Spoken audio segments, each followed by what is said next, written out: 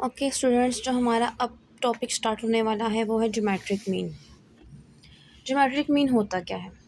Geometric mean basically आप इस तरह से फाइंड आउट करते हैं कि आपके पास एक डाटा सेट है, ठीक है। उस डाटा सेट में नंबर वन कंडीशन ये है कि सारी की सारी वैल्यूज़ पॉजिटिव होनी चाहिए, और जब आप उनको मल्टीप्लाई करके उनका nth रूट ले लेते हैं, पॉजिटिव रूट, तब हम उसे कहते हैं कि वो ज्योमेट्रिक मीन है आपका, ठीक है। डेफिनेशन क्या ज्योमेट्रिक मीन की? Defined as the nth root of product of values, और वो वैल्यूज़ हमेशा पॉजिटिव होनी चाहिए, ये बात उसने लिखी हुई है। If the it is noted that geometric mean can not calculated if any value is negative, ये वाली बात।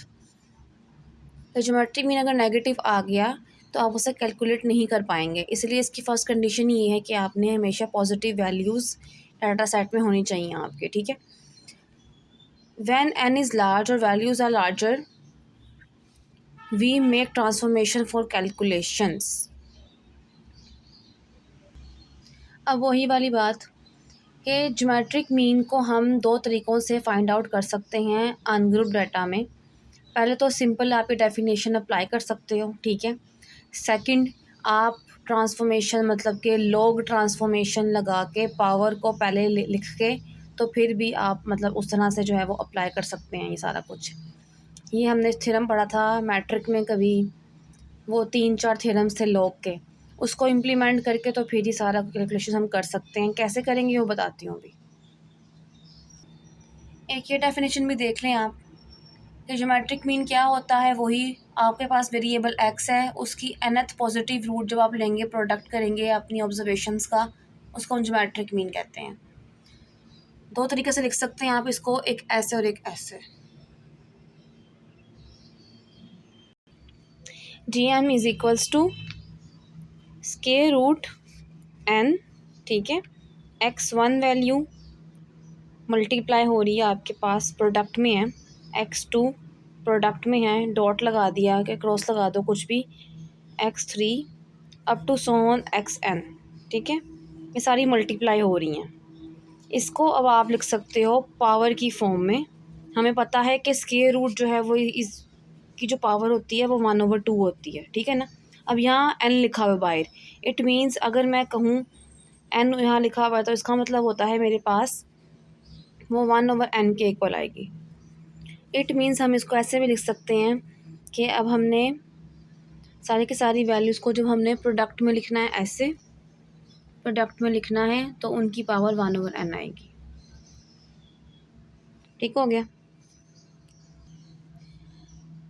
x1 dot x2 dot x3 ये सो ऑन वाले डॉट्स हैं, ठीक है, और xn तक जा रहा है, पावर 1/n आ गई, ठीक है। एक तो सिंपलेस्ट फॉर्म हमारे पास ही है। सेकंड फॉर्म होती है हमारे पास लॉग फॉर्मेशन, लॉग ट्रांसफॉर्मेशन वाली। उसमें हम क्या करते हैं, लॉग अप्लाई कर देते हैं बोथ साइड्स पे, और इस तरह से फिर वो एंटी लॉग में आ जाता है हमारे पास answer.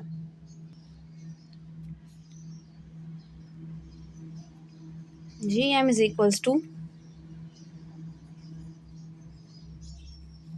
Anti log summation log x i आप बेशक ना लिखें, अंडरस्टूड है कि सारे के सारे लॉग हमने लिए एक्स के, कॉलम बनाया और उसको सम कर दिया, ठीक है, divided by n, anti log of this. पहले आप ये सॉल्व करेंगे ब्रैकेट, उसके बाद आप उसका एंटी लॉग ले लेंगे, आपके पास ज्योमेट्रिक मीन आ जाएगा।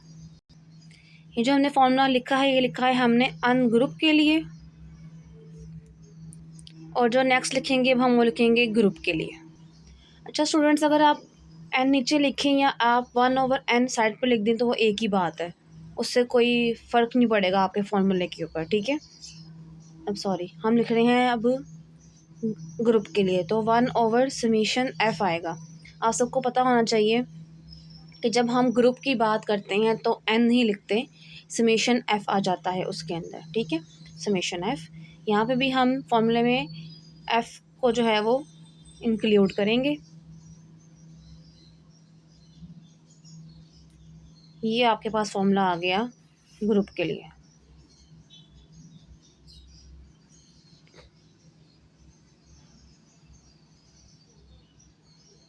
ओके स्टूडेंट्स, मेरे पास ये जो एक पीपीटी आई हुई है उसमें ये फार्मूला लिखा हुआ है, ये समीशन एफ़ बहुत बड़ा लिखा हुआ है, ये कुछ और इंडिकेट कर रहा है, जबकि फार्मूला जो है वो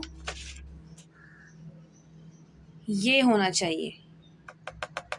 ये याद करना है आपने।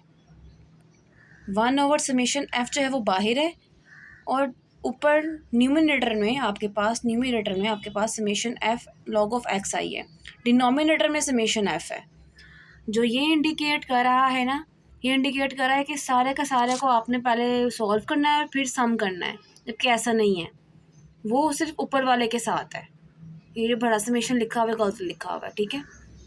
अब हम क्वेश्चन सॉल्व करेंगे बेसिक वाले, एग्जाम्पल 1 वाला, एग्जाम्पल 2, एग्जाम्पल 3। उससे पहले एक बात याद रखें कि आपने GM जो है वो अप्लाई कब करना है। ज्योमेट्रिक मीन की शॉर्टेस्ट फॉर्म है GM, ठीक है। GM आपने अप्लाई कब करना है, जब आप रेशियोज़ या रेट ऑफ चेंज के साथ डील कर रहे होते हैं। उस डाटा सेट के केस में ज्योमेट्रिक मीन जो है वो अप्रोप्रिएट एवरेज है अप्लाई करने के लिए। एग्जाम्पल नंबर 1 है आपके पास, ठीक है, और उसमें उसने लिखा हुआ है कि आपके पास ऑब्जर्वेशन है 2, 4 एंड 8, और लिखा हुआ है कि आपने बेसिक फार्मूले से और लॉग वाले फार्मूले से आपने ज्योमेट्रिक मीन को फाइंड आउट करना है। अब करते हैं इसको। 2, 4 और 8 वैल्यूज़ हैं, ठीक है। आपने फाइंड करना है geometric mean from simple method.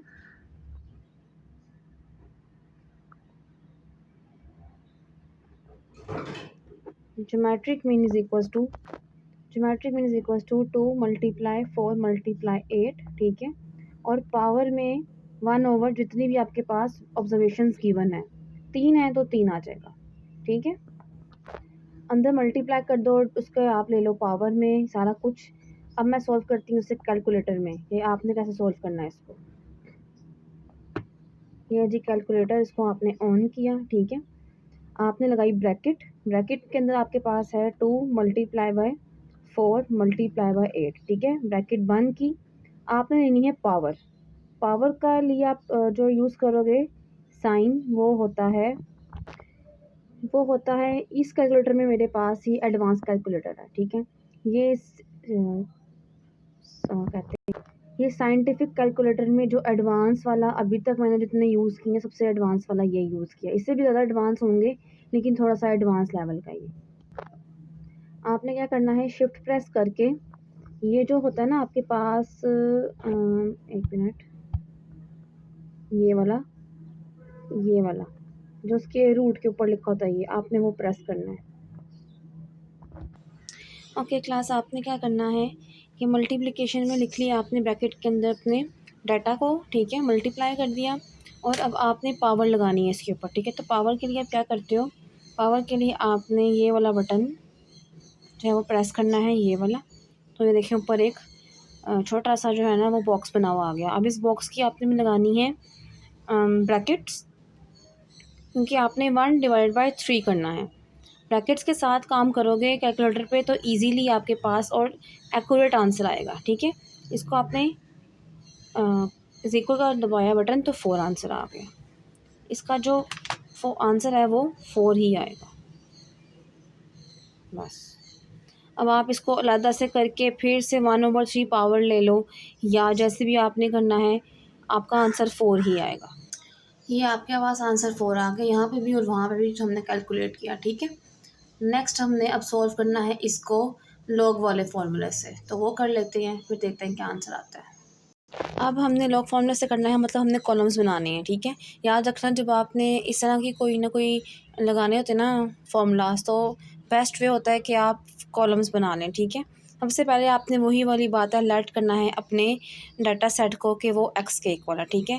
Late x is the given data set, ठीक है, डाटा सेट ऑब्जर्वेशंस, ठीक हो गया।